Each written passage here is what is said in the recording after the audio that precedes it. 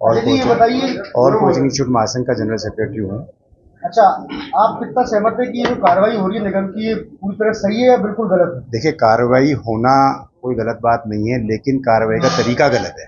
कार्रवाई के तरीका ये होना चाहिए था कि पहले संगठन को बुला करके या संगठन के जितने भी हमारे सदस्य या कोचिंग संचालक हैं, इनसे एक मीटिंग करनी चाहिए थी।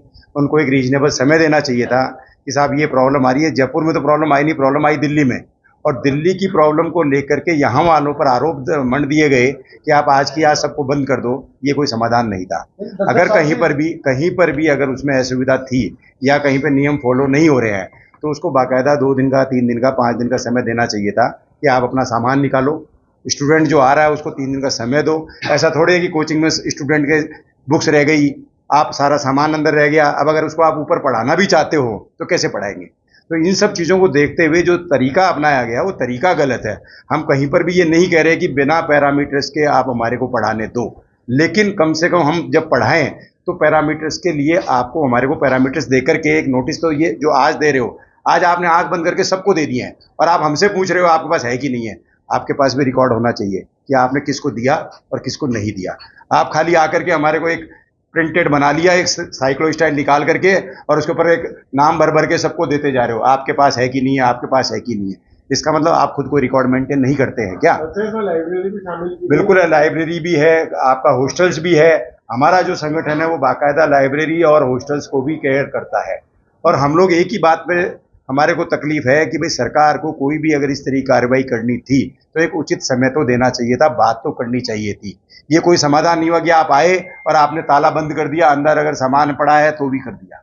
तो सवाल यही है कि बच्चों का भी तो भविष्य आप खतरे में डाल रहे हैं। अच्छा, बच्चों के लिए निगम ने जो कार्रवाई आप लोगों के खिलाफ की, उसमें ऐसे कौन से 2-3 मुख्य बिंदु रखे हैं जिनके ऊपर आपकी सीधी? निगम जो अभी लेकर के मुद्दा चल रहा है वो सिर्फ बेसमेंट को मेन मुद्दा बना के चल रहा है, जबकि बेसमेंट में बहुत ज्यादा हमारे यहाँ संचालन नहीं हो रहा है। ऐसा किसने कहा बेसमेंट को बना रहा था?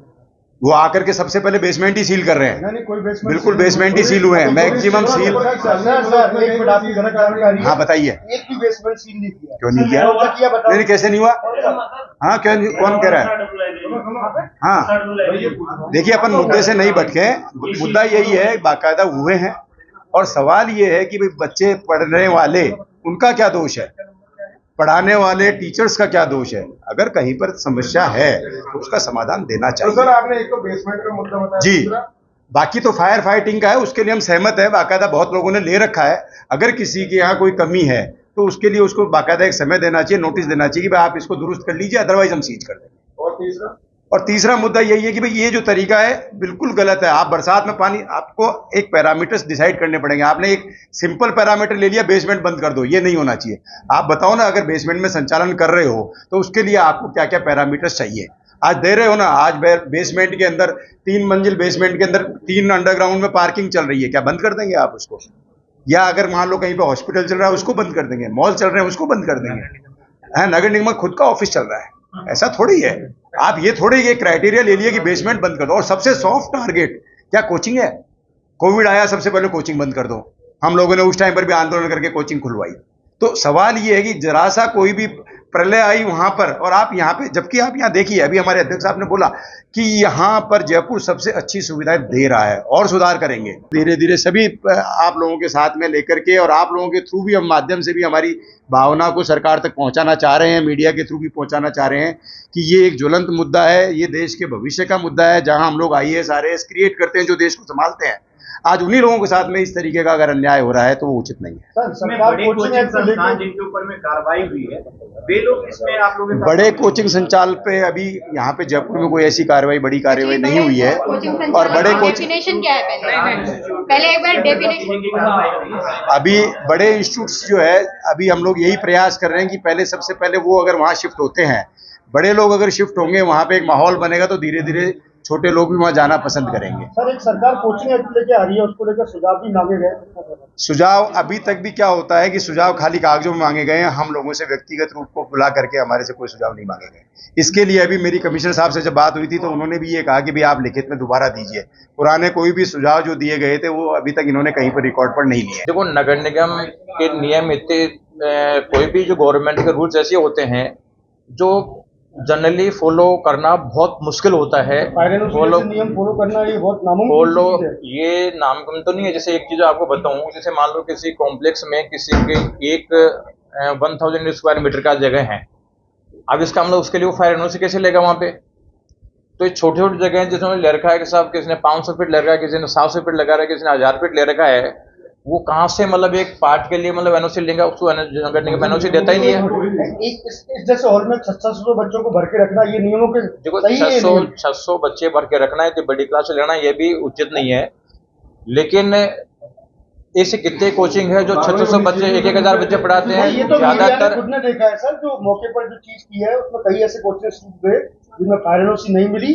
एक छोटे छोटे कमरे में 600 बच्चे भर रखे, उसके अंदर ना तो निकासी की व्यवस्था है ना प्रॉपर व्यवस्था है। देखो, ऐसा है, आप ये मानते कि ये बिल्कुल सही है? नहीं, ये तो सही नहीं है। लेकिन ऐसे कोई एक दो कोचिंग होंगे, ज्यादातर कोचिंग वही है जो छोटे हैं। 99% कोचिंग छोटे हैं, जो मतलब एक एक रूम में 50-50 40-40 बच्चे पढ़ाते हैं। कोई बहुत ज्यादा बच्चे नहीं पढ़ाते। लेकिन अगर एक जो मतलब एक दो कोचिंग में अगर मान लो इतने बच्चे पढ़ाते हैं, 1000 बच्चे पढ़ाते हैं एक बैच में, तो इसका मतलब उसे सारी कोचिंग वालों को क्यों परेशान किया जाए? ये भी तो देखने की बात है ना। सच को आज के अगर आप सही है तो फिर निगम की कार्रवाई से किस बात का डरना सर? लेकिन नगर निगम की कार्रवाई एक तो इमीडिएट कर रहा है, ये प्रॉब्लम है। और दूसरा, जैसे बहुत सारे को इमीडिएट स्पॉट पे सीज कर दिया। इनको समय भी देना चाहिए ना कि चलो यार ये कमियां तो ये देखो क्या है। सुनो एक मिनट, उन्होंने मतलब नियम बना रखे हैं और नियमों की प्रैक्टिकल डिफिकल्टी भी तो देखे ना कि क्या क्या प्रैक्टिकल डिफिकल्टीज आती है। उनके साथ में उनको संवाद कार्यक्रम करना चाहिए, मतलब उनको भी कि चलो यार इस तरीके की चीजों को इस तरीके समझा सकता है। उन्होंने बैठ के रूल बना दिए और रूल प्रैक्टिकल फॉलो नहीं हो पा रहे।